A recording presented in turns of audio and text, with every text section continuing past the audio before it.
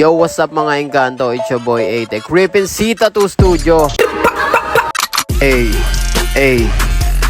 For today's project, meron tayong cover up na Jesus Christ tattoo, a religious design. And for a 1-minute video, this will be very quick. Kaya wag mo nang skip, arbor ko na 1 minute mo, right? Medyo malayo yung view kasi gusto ko naman makita nyo naman ako in action. Ayan, nilapit ko na kasi baka maumay agad kayo. Dito na tayo sa highlight. Portrait lang muna yung highlight natin. Pero babalik pa si Sir kasi short na sila sa oras. May lahat pa siya.